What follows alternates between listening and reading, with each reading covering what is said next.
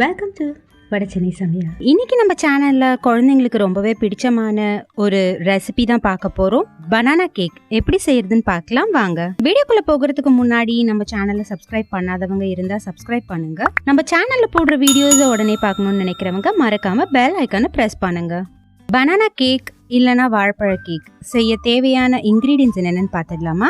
150 gram மைதா, அப்ராக்சிமேட்டா சர்க்கரை 145 gram, 2 முட்டை, 5 medium size வாழைப்பழம், baking powder 1 teaspoon, baking soda 1/2 teaspoon, சமையல் எண்ணெய் 70 கிராம், வெனிலா எசன்ஸ் 1 டீஸ்பூன், உப்பு 1/4 டீஸ்பூன். இன்னைக்கு நம்ம இந்த பனானா கேக்கை குக்கரில் தான் செய்ய போகிறோம்.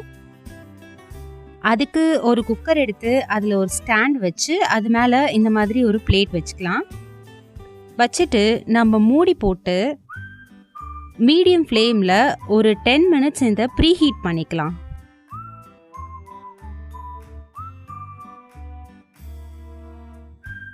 இப்போ கேக்குக்கு தேவையான மாவு ரெடி பண்ணலாம். ரொம்பவே ஈஸியான மெத்தட் யூஸ் பண்ணியிருக்கேன். ஒரு ஜார் எடுத்து அந்த ஜாரில் நம்ம எடுத்து வச்சிருக்க வாழைப்பழத்தை நம்ம குட்டி குட்டியாக கட் பண்ணி போட்டுக்கலாம்.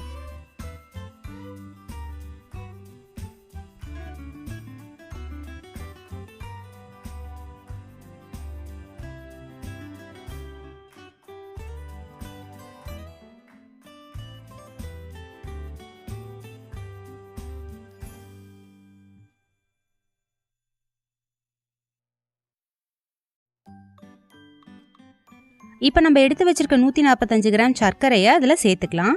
சேர்த்துட்டு நல்லா கிரைண்ட் பண்ணி எடுத்துக்கலாம்.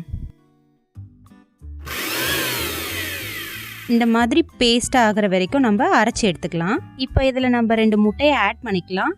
இந்த முட்டை பார்த்தீங்கன்னா ரூம் டெம்பரேச்சரில் இருக்கணும். ஃப்ரிட்ஜில் வச்சுருந்தீங்க அப்படின்னா 4 மணி நேரத்துக்கு முன்னாடியே எடுத்து வெளியில் வச்சுருங்க. இதில் இப்போ நம்ம சமையல் எண்ணெய் சேர்த்துக்கலாம். அன்ஃப்ளேவர்ட், அதாவது வாசனை எதுவுமே இல்லாத ஒரு சமையல் எண்ணெயாக இருக்கணும். சேர்த்ததுக்கு அப்புறமா இதை நல்லா கிரைண்ட் பண்ணி எடுத்துக்கலாம். அரைச்சதுக்கு அப்புறம் இந்த அளவுக்கு பேஸ்டா இருக்கும் பாருங்க. இப்போ நம்ம அரைச்சி எடுத்ததை ஒரு பாத்திரத்துல நம்ம ஆட் பண்ணிக்கலாம்.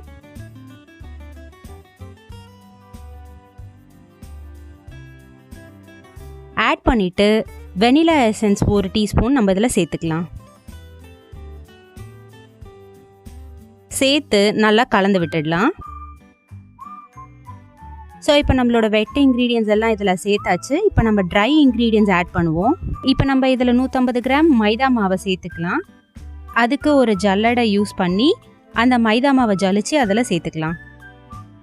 ஸோ மைதா மாவை ஆட் பண்ணியாச்சு. இப்போ நம்ம பேக்கிங் பவுடர் 1 டீஸ்பூன் ஆட் பண்ணிக்கலாம். கூடவே 1/2 டீஸ்பூன் பேக்கிங் சோடா இதையும் சேர்த்துட்டு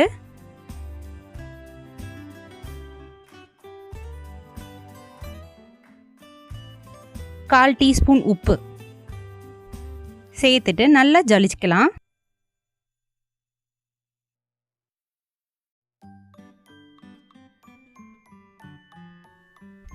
ஸோ இந்த மாதிரி ஜலிச்சு எடுத்துட்டு நம்ம இதை கட் அண்ட் ஃபோல்ட் மெத்தடில் நம்ம இதை கலந்து விடலாம்.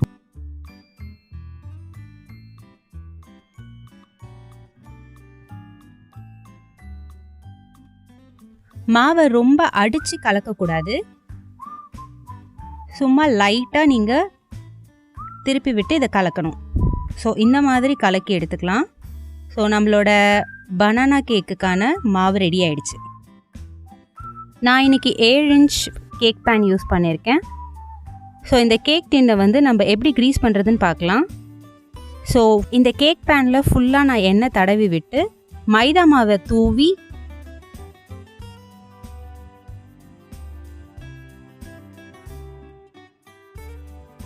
இந்த மாதிரி ஃபுல்லாக ஸ்ப்ரெட் ஆகிற அளவுக்கு நான் தூவி எடுத்திருக்கேன்.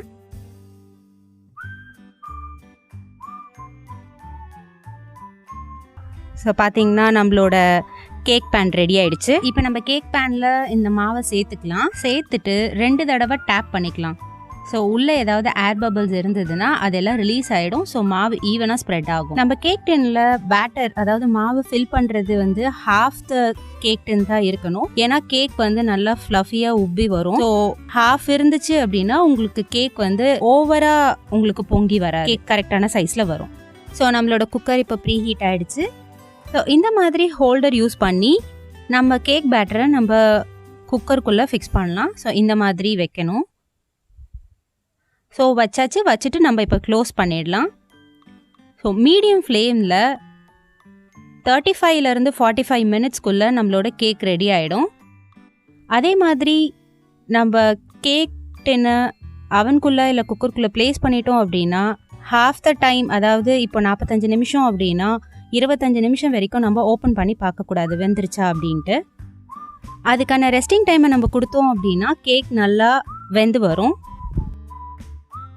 ஸோ இப்போ 40 மினிட்ஸ் ஆயிடுச்சு. நம்மளோட கேக்கும் ரெடி ஆகிடுச்சு. இப்போ இதை வெளியில் எடுத்துடலாம். ஸோ இங்கே பார்த்தீங்கன்னா நான் ஒரு நைஃப் யூஸ் பண்ணி கேக்கோட சென்டரில் இங்கே குத்தி பார்த்தீங்கன்னா உங்களுக்கு மாவு ஒட்டாமல் இருக்கணும். ஸோ நம்ம இப்போ கேக் வெந்துருச்சு. கேக்கை டின்லேருந்து நம்ம எடுத்துடலாம். ஸோ சைடை நான் லூஸ் பண்ணுறேன் ஒரு நைஃப் வச்சு.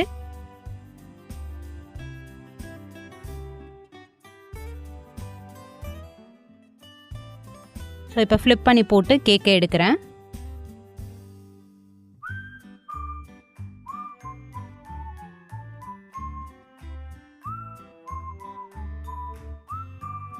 பாருங்கள் நம்மளோட பனானா கேக் எவ்வளோ அழகாக இருக்குல்ல. இதோட டேஸ்ட்டும் ரொம்ப யம்மியாகவே இருக்கும். நான் கட் பண்ணி காமிக்கிறேன் பாருங்கள்.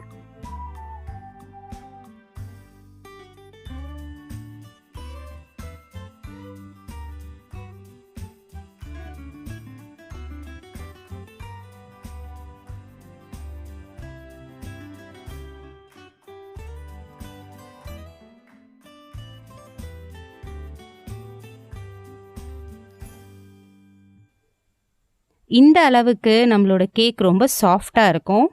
வாழைப்பழம் சாப்பிட மாட்டேன்னு சொல்கிற குழந்தைங்களுக்கு நீங்கள் இந்த மாதிரி கேக் செஞ்சு கொடுத்து பாருங்கள். அவங்க விருப்பமாக சாப்பிடுவாங்க. ஸோ இந்த ரெசிபியை நீங்கள் வீட்டில் செஞ்சு ட்ரை பண்ணி பார்த்துட்டு உங்களோட வேல்யூபிள் ஃபீட்பேக்ஸை கீழே கமெண்ட்டில் மறக்காமல் மென்ஷன் பண்ணுங்கள். Thank you and happy cooking with me Rudra.